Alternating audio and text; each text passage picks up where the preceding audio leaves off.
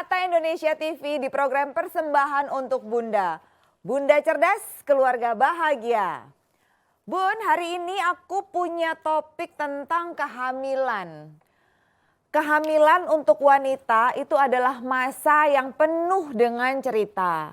Namun tetap harus terjaga, bener nggak Bun? Nah, karena para bunda membawa sang buah hati itu di dalam belinya sampai nanti harinya sang baby akan keluar menemani bunda di dunia.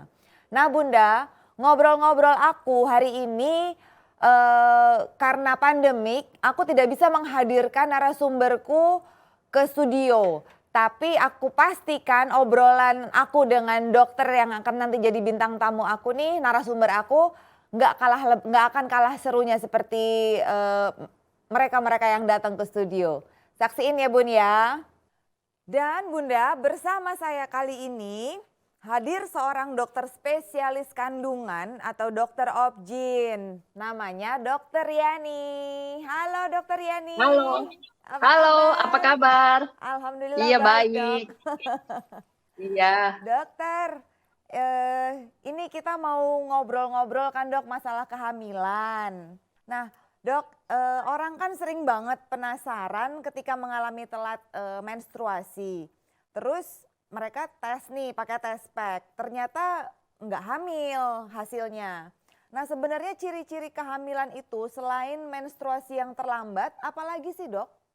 Biasanya sih dia berasa payudara itu lebih kenceng ya, lebih bengkak, nyeri. Kadang berasa lebih banyak kayak keputihan. Selama keputihannya nggak bau, nggak gatel, itu sih nggak apa-apa. Kadang-kadang awal-awal hamil banget ada sedikit rasa kram di perut bawah ya.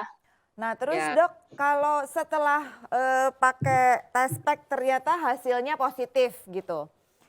Nah nah, hal pertama yang harus dilakukan ketika mengetahui kehamilannya dengan tes pack itu positif, perlu langsung cek ke dokter kandungan atau bagaimana Dok?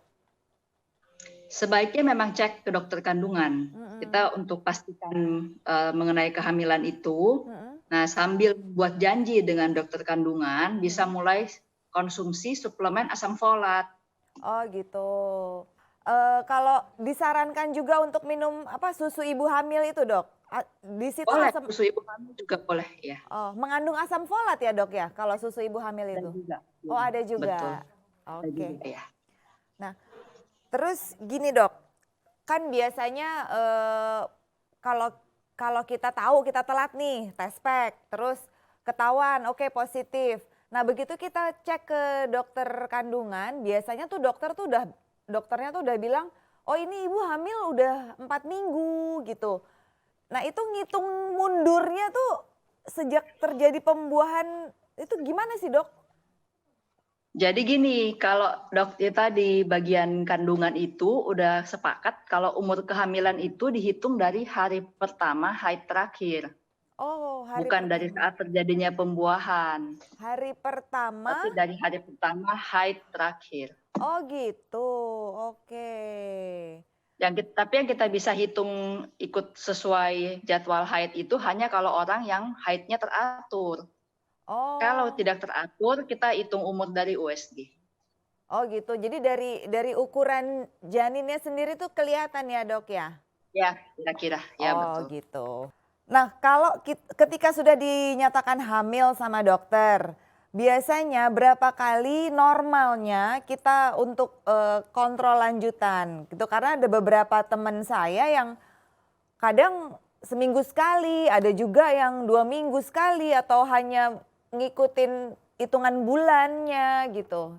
Sebaiknya tuh yang mana dok range waktunya untuk Jadi kontrol? gini, kalau pertama kali datang misalnya baru kelihatan kantong, Mm-mm. belum kelihatan janinnya, Mm. itu dokter kandungan akan suruh datang antara 1 sampai 2 minggu kemudian. Kita mau cek perkembangan janin. Oh gitu, oke. Nah, setelah itu akan cek kurang lebih sebulan sekali atau 4 minggu sekali ya. Itu Mm-mm. nanti sampai umur kehamilan Mm-mm. kurang lebih 28 minggu. Mm-mm. Mm-mm. Dari 28 minggu sampai 36 minggu Mm-mm. itu 2 minggu sekali.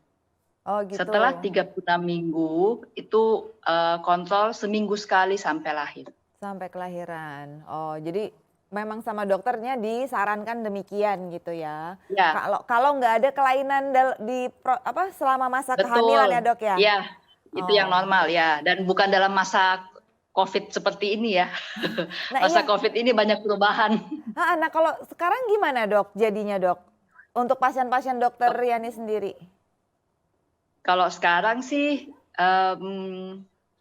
kita cuma suruh yang penting itu dia datang hamil 3 bulan pertama mesti kontrol kan. Kita lihat persis bagaimana kehamilannya. Yang penting 1 kali datang lah atau maksimal 2 kali. Terus di trimester kedua datang 1 kali. Terus nanti pas udah deket 36 minggu itu tiap minggu mesti datang kontrol gitu aja. Oh gitu. Nah, selain perubahan fisik, Dok, yang kelihatan, sebenarnya perubahan apa aja sih yang dialami sama bunda-bunda ini saat menjalani kehamilan? Paling banyak tuh keluhan berasa tuh mood swing ya. Mood swing, Sama oke. ya itu sih, hampir sama sih dengan tanda kehamilan muda ya, mood swing, pengen sering buang air kecil, kadang berasa agak lemas, mual, ya begitu-begitu aja sih. Lanjut ke pertanyaan aku berikutnya nih, Dok. Kegiatan apa yang Dokter Yani bisa sarankan yang bermanfaat untuk dilakukan selama waktu kehamilan? Intinya sih orang hamil kan sebenarnya aktivitas boleh ya, selama itu bukan aktivitas yang high impact atau yang banyak kontak fisik atau terlalu banyak perubahan posisi tiba-tiba sebenarnya. Oh. Jadi kalau dia mau jalan, berenang, yoga, pilates, low impact aerobik itu semua boleh. Oh gitu, nggak ada ini ya, apa namanya, batasan kegiatan yang mesti yang ini boleh itu nggak semua boleh asal nggak banyak tekanan mungkin di bagian perut gitu, Dok? Ya, Oh, oke. nggak banyak perubahan posisi tiba-tiba dan nggak ada bukan olahraga yang banyak kontak fisik kayak basket gitu kan, volley. Itu banyak banget kontak fisik soalnya. Oke. Nah terus, Dok, pada usia kandungan berapa kita harus mulai membatasi kegiatan untuk bunda-bunda nih yang hamil muda? Jadi intinya tuh tiap orang tuh beda ya, kehamilan tuh pada tiap orang tuh beda-beda banget. Jadi kita tuh harus tahu batasan diri kita sendiri. Intinya jangan memaksakan diri. Dan perhatiin tanda-tanda bahaya, warning sign. Apa tuh? Misalnya ada perdarahan dari vagina atau berasa kok gerakan anaknya berkurang. Atau misalnya ada keluar cairan ketuban gitu dari vagina ya. Itu segera ke dokter. Misalnya perutnya kok kram banget nih, kontraksi rahim, atau berasa nyeri dada. Nah itu semua tuh tanda-tanda yang artinya tuh jangan berlebihan gitu aja sih. Jadi nggak ada batasan kalau usia sekian nggak, sebaiknya jangan lakukan ini, nggak, kita sendiri ya. Nggak ada. Kita yang harus itu betul-betul aware sama badan individu. kita. Ya, betul. Ya Bunda, sementara aku sama Dokter Yani mau break dulu nih karena segmen pertama udah habis. Nanti kita akan lanjut lagi di segmen kedua. Jangan kemana-mana ya Bun, tungguin aku dan Dokter Yani. We'll be back.